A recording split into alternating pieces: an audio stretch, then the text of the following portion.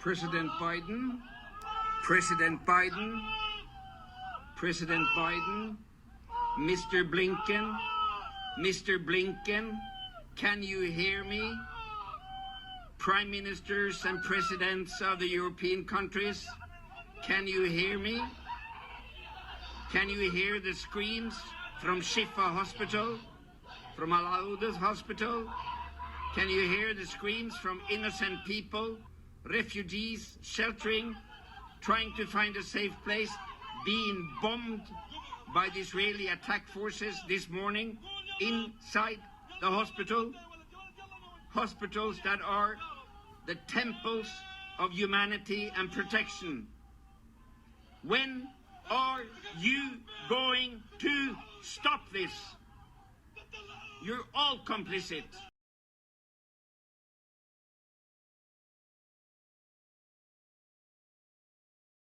Hello everyone and welcome back to Foreign Friday. Today's feature is the Zone of Interest. Briefly, the movie follows a Nazi commandant trying to raise his family next to Auschwitz. It was directed by Jonathan Glazer and stars the great Sandra Hüller in the title role. And if you have time, please go watch Anatomy of a Fall, because it is like she's been having an amazing year. In total, the movie took about 10 years to make and took an enormous toll on Glazer's health, who almost actually just dropped the project because it was just too much to handle. The movie is shot on location at Auschwitz and relies heavily on hidden cameras. It has this Big Brother feel, and Glazer and his crew remained largely offset and watched everything from a separate building, so not even the actors knew where each camera was specifically. The details regarding the gardeners and the maids were taken from testimony of people who lived in the Höss household. So for example, the argument between Hedwig and her husband was based on an account from a gardener who worked at the Höss home, and he recalls overhearing Hedwig totally lose her mind when her husband told her that they would have to leave Auschwitz. And apparently she said something along the lines of they would have to drag her out of here before she would leave. Currently, there are so many families living like the Höss family, whose lives are built on the expulsion and extermination of other people, individuals who are literally illegally settled in occupied territories, who, like Hedwig, refuse to leave, right? There are people living exactly like this family who will not go away voluntarily and who feel like it's their right to remain on land that just clearly doesn't belong to them. Zone of Interest is the best and the most important movie of the year. The film not only focuses on perpetrators, but it also focuses on their families and their lives outside of the concentration camp. The zone of interest in this movie is not the atrocities happening inside the camp, but human beings' capacity for evil. The main character, Rudolf Höss, is based on a German SS commander. Hedwig and their children lived in this beautiful house with this massive garden and this pool, but their beautiful and picturesque lives were masking a very dark reality, which was Auschwitz, right? This camp is literally at their doorstep. We never see what's happening inside the camp, but we can hear it. And as the movie goes on, the sounds coming from inside the camp get louder and louder. And as hard as the Höss family tries to ignore it, as hard as they try to cover up the wall with flowers, they can't exactly soundproof genocide. The only time we get to see what's happening behind the wall is when the movie fast forwards to the future at a Holocaust museum. Instead of tourists, the museum is filled with cleaners and maintenance workers.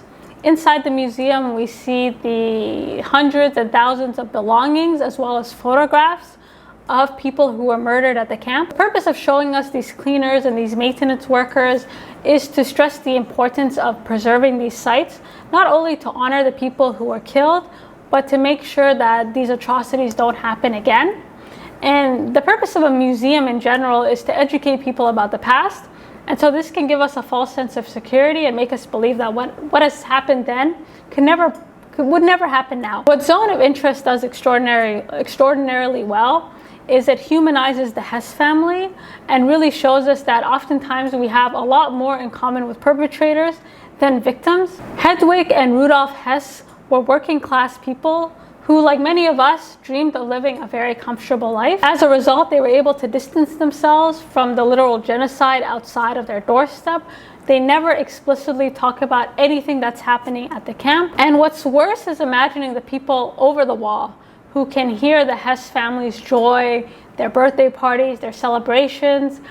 These individuals cannot ignore what's happening to them, and they are starving to death.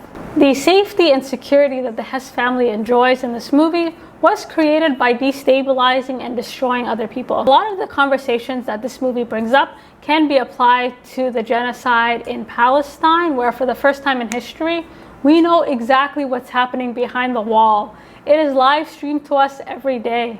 In the words of Blaine Nacharlik, an Irish lawyer at The Hague, this is the first genocide in history where the victims are broadcasting their own destruction in real time in the desperate and so far vain hope that the world might do something. Complicity comes in many forms. What's scary about Rudolf and Hedwig Höss is the way they're able to completely block out the sounds of all the screams, the cries, the gunshots coming from behind the wall. And the museum sequence at the end is very important because it shows us that oftentimes people are only willing to step in when it's time to clean up, whether that be through donations, volunteer work, or a post on social media. And granted, just because someone isn't posting doesn't mean they're not doing anything behind the scenes. And I think that's also the problem with social media. People can be as loud and as hollow as they like. With that being said, complicity is also silence. So waiting until you don't have to risk your job, your social circle, or your business to do the right thing is a way of sanitizing and wiping away your own guilt. When this genocide in Palestine is over, and there are memorials, and there are museums, and there are textbooks detailing everything that took place, these same people who claim neutrality or there's two sides to every story will be the same people posting and quoting Palestinian poets. When it comes to genocide, there's a clear victim and a clear perpetrator. It's not about who is right and who is wrong. It's about what is right and what is wrong. Rudolf followed every order blindly, and until his dying day, his only defense was, well, I was only following orders. And we all have the capacity to do evil things, and it's a lot easier to justify these evil doings if we're getting paid and we live very comfortably. As much as we want to believe in the humanity of others,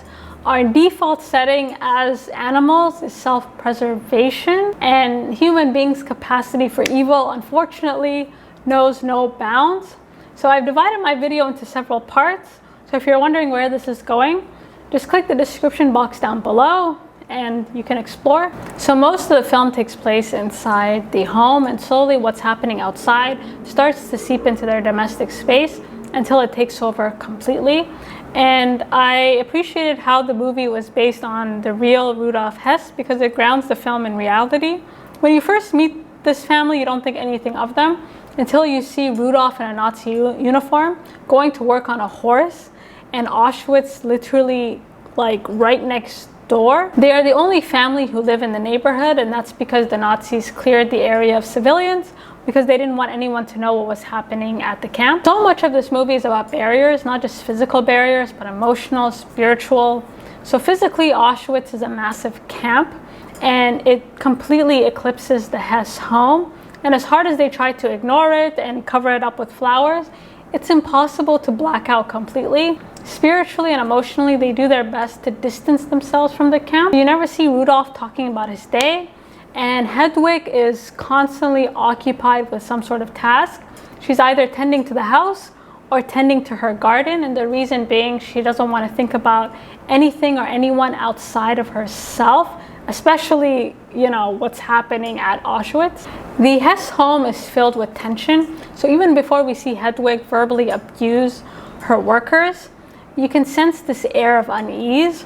Throughout the movie, you can see her constantly looking over at her workers, glaring at them. She's always aware of where everyone is. And that's because she doesn't want to give them a moment of rest. Like, they are always walking around. They are always doing something. You never see them just sitting down. Since they are living in occupied Poland, she has the luxury of slave labor. And it's very clear that she does not respect any of the people who work for her. And like her husband, Hedwig derives some sort of sick enjoyment of having the power of life and death over people. What's disturbing about this couple is how they're two sides of the same coin. So if Rudolf is the king of Auschwitz, his wife really is the queen of Auschwitz, i.e. this home that they live in. And this house does not feel complete. Everyone kind of lives in their own separate space, and they don't really infiltrate each other's spaces. For example, when her husband is having meetings about the logistics of gas chambers, his wife is in the other room basically bragging about all the items that her husband has gifted her from the camp. And it's very clear that she derives some pleasure from the fact that her husband is the boss of Auschwitz. And everything in this house is literally decorated by items stolen from people who were killed at the camp.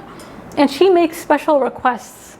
She loves to tell her husband, oh, maybe look for chocolates. She has people delivering fur coats to her, lipstick, boats. Like, she gets whatever she wants. And in terms of Hedwig, like, the way this family operates is it's as if, like, as long as they look and feel like a normal family, this will make up for all the horrors that's happening behind the wall. This woman is literally hosting parties, family gatherings next to Auschwitz, as if nothing is happening behind the wall. And the one time you see her husband infiltrate her space, she's visibly uncomfortable by his presence, as if he's getting blood everywhere. And her discomfort is not completely out of order. Like, wherever Rudolf goes, death follows.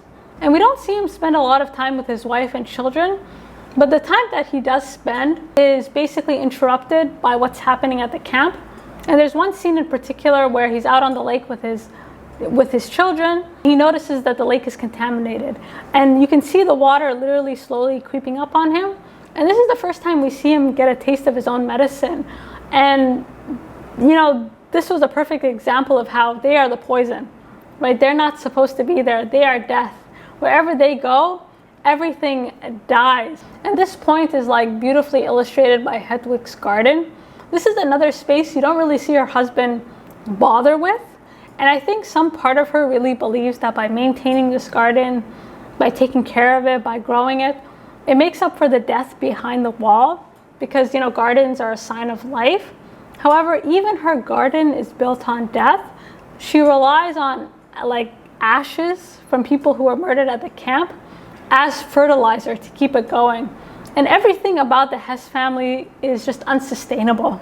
And the reason for this is that they're occupiers. They don't actually belong on this land. Imagine trying to cultivate land in a place that you clearly don't belong, and ultimately her garden dies. By the end of the movie, you see that there are no traces of this beautiful garden that she spent, you know, like day in and day out kind of maintaining and taking care of, because again, their life was never sustainable here. Like, it was always going to come to an end. Okay, we don't get much information about the Höss family prior to their time at Auschwitz, but from what little we gathered, these were not individuals who come from means. Like, that's why they're so adamant, like, in staying in this house. At one point, her mother comes to visit, and she makes a couple of comments, one being that she was really surprised or happy that her daughter was able to land on their feet.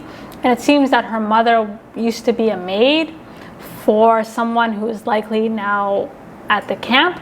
And so it's very clear that this is not a family that, they were very working class. And her mother's presence at the home was very important because she's the only person in awe of the camp. Like, she can't believe how massive it is. And so every time she tries to talk about who's at the camp, who could be there, about how huge it is, like what's happening at the camp, her daughter totally ignores her, right? Her daughter just starts working and she's always occupied with something. Her mother is the only person who, like, we see visibly react to the gunshots, to the screams. And the longer that she stays with her daughter, the more she deteriorates. Her health starts to deteriorate, and also her, like, mental state starts to go down. So the gas from the gas chamber, like, she clearly starts to have breathing problems. And at night, seeing the sky like blood red, like, this is not something that she can handle. And the only time we see Hedwig break character is when her mother leaves unexpectedly. Like, she just leaves. She leaves her letter. We never find out what the letter says, but it's enough to cause her daughter to lose her mind. And there's a scene when Hedwig is standing in this room with all these, like, dead deer antlers, which I thought pretty much like summarized her perfectly. These people are all just agents of death, and her mother was the only person that was like free to leave the camp. However, she was not the only person affected by the camp. Now, everything about this home just feels loveless, just feels cold. We see that her sons, they don't really sleep well, and the young son in particular seems like disturbed by what's happening at the camp. Like, he seems to mimic sounds from the camp. There's one scene where he overhears an argument and he almost closes the curtain quickly as if he was afraid that someone might see him and might hurt him too. Their daughter is just constantly sleepwalking, and their baby literally never stops crying. And one thing you'll notice about the movie is this dog. Like, this dog is all over the place, and this dog always seems to be on high alert. Like, a part of him seems to be vying for attention, but a part of him seems to be like trying to draw their attention to what's happening behind the wall. Like, this dog does not seem at ease. He does not seem like, he seems like he's always just ready to go. I think as hard as Hedwig and her husband Rudolf tried to make it seem like they're just an ordinary family that just so happens to live next to Auschwitz, like, this facade, it becomes impossible to maintain. So the only act of humanity we see is when Rudolf is reading his daughter a bedtime story, and the camera cuts away to this mysterious woman planting apples at night. And this is based on a true story by a woman named Alexandria, who was part of the Polish resistance movement, whom Glazer had actually met. And she describes cycling over to the camp and leaving these apples behind. And the dress and bike that they use in the film is the same dress and bike she used during that time. Unfortunately, she died before the movie was completed. And I thought the story of Hansel and Gretel was really appropriate while we were watching her plant these apples, because despite the Nazi occupation, there were still people willing to go out of their way in order to try and save the people that they cared about. The only signs of life that we get behind the wall is this voice speaking Yiddish, introducing a piece of work by a man named Joseph Wolf. As the music starts, we only get subtitles on screen, and this is to emphasize that although their voices had been silenced, they have not been forgotten. And this piece of work is titled Sunbeams, and it basically describes the resilience and the strength of the people behind the wall, and how despite their circumstances, they still very much have the will to survive, and they dream that one day this occupation will end. 30 years after World War II ended, Joseph Wolf ended up committing suicide, and in a letter to his son, he basically expressed frustration, despite having written numerous books documenting everything that the Germans had done. All these mass murderers continue to walk around free, live in houses, and just plant their gardens. The only thing harder than freedom is accountability. The movie takes a turning point when Rudolf tells his wife that they are being transferred, and she loses her mind. She makes it clear that Auschwitz is her home, and they're going to have to drag her out if they want her to leave. And considering the number of people they had to drag out of their homes in order to make her dreams come true, it's a bit horrifying to say the least. And during this argument, she brings up a number of points, specifically the fact that he's being investigated. So the real Rudolf was investigated for corruption. That's why you see him like counting money.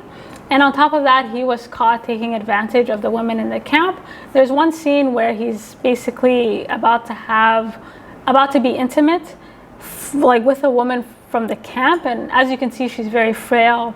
She doesn't say a word. And this is something that he would do quite frequently. And in the end, Rudolf basically agrees to Hedwig's terms, but he's totally indifferent about it. It seems like trying to maintain this family facade was a lot more work than just being a Nazi officer. As soon as Rudolf leaves the home, we no longer follow Hedwig around, but it's clear by the way her garden has completely deteriorated that she basically was not able to maintain this facade that she was trying so hard to keep up. The movie ends with Rudolf alone in Berlin, basically rising up the ranks. I was torn about the last half of the movie. It didn't have the same sort of unique experience that the first part of the movie had, especially since we were so focused on the home. The last part of the movie is a lot more explicit. It's a lot more straightforward. We see Rudolf in these meetings with other Nazi commanders discussing the logistics of killing 700,000 people. The whole thing is just so cold and so calculated. They're basically describing, dividing areas into different zones to make people easier to transport. And at one point, another commander was congratulated for meeting his targets, as if this man was just selling cars. And what was interesting about Rudolf is that we never really see him with anyone during the last part of the movie. Like, he's very alone, he doesn't socialize. And I love how unflattering the movie makes everyone look, like as if to say, like, this is your master race. And I thought it was really, there was one scene that made me laugh where this ominous music is playing and you see Rudolf just passed out in the most like unflattering manner. Like, and one thing is for sure, Rudolf seems a lot happier outside of the house than inside of the house, because there's one scene in particular where he sees a dog and he shows more love to that dog than he's shown to his own dog, to his own wife. And I think he was just happy that he could just focus on being a Nazi for once. While he's in Berlin, he starts to feel extremely unwell. And at one point, he is promoted to overseeing one of the largest extermination sort of projects that the Nazis have. And even by Nazi standards, like, Rudolf is a really good killer. Like, there's one of the Nazis makes a comment about how, like, he was worried he wouldn't have enough workers. Like, that's how many people that Rudolf just kills. And the higher up that Rudolf rises, the worse that he seems to feel. Initially, when Rudolf was put in charge of Auschwitz, it was a prison camp. And over time, it turned into an extermination camp. And all the while, he's just going along with it. So this idea that he was just following orders is a very weak argument. There's a difference between the people, like, basically ordering the genocide and the people actually organizing the genocide itself. What makes Rudolf so terrifying is that he just follows orders blindly. Like, he never thinks about it. He just pushes through, as if he has this attitude where if I don't do it, somebody else will. But it's like, will they though? So either he really believed in Hitler's cause, or he just went along with it as a way to enrich himself in order to put himself in a better position. Either way, that argument of I was just following orders just doesn't pan out. Just before the movie ends, we follow him to a party, and this party, like, is decorated by dead deer antlers, which makes sense because everybody at that party was an agent for death. And the whole time he's at the party, he's thinking, how am I going to gas this many people? And when he gets home, he calls his wife. And this is the first time that we hear him explicitly discuss his job, like really just say it out loud. And of course, she doesn't want to hear it, right? She's like, I have to go to bed, sir. Like, I don't want to hear about none of this. So the movie ends with Rudolf basically leaving the office and descending down a flight of stairs. And just before he leaves, instead of a flashback, he gets a flash forward into the future. And interestingly enough, Rudolf actually wanted to become a priest when he was younger. So I felt that looking into the future was a way of him wondering how history would judge his actions. And throughout the movie, like, he doesn't really say much. We're always catching him just thinking, and we don't really exactly know what he's thinking about. Like, there's one scene where he takes a smoke break and he can't even look at the concentration camp. Like, he really kind of goes out of his way to block it out when he's not at work. He's kind of been promoted to the project of all projects. And as he's leaving the office, it's like he's trying to throw up, but nothing comes out. Rather than stop and reflect, he does what he does well, right? He continues on. He continues to follow orders, and the movie ends with him sort of descending down a very dark staircase, descending further into hell. So overall, this is a must-watch. This is the type of movie that should be shown in schools, that would really inspire, like, just great discussions. And I think we live in such a weird time now. Like, we would like to believe, knowing what we know now, such atrocities wouldn't happen again, but obviously they're happening again. You don't have to know anything about history to know that 30,000 plus people dead is a genocide. And we live in such a weird time where you can just live stream a war, and if you don't really want to tune in, you can just turn it off and go about your day. You don't actually have to be bothered with it. And so this movie, I felt, was ringing the alarm. Like, there was such a sense of urgency, as if to say, like, there's a reason that history repeats itself. It's because we often wait until it's too late to do anything about it before we act up and speak out. So please support this movie any way you can. Watch it in theaters, buy it. It deserves all the love. Like, you guys let me know what you think, and until next time.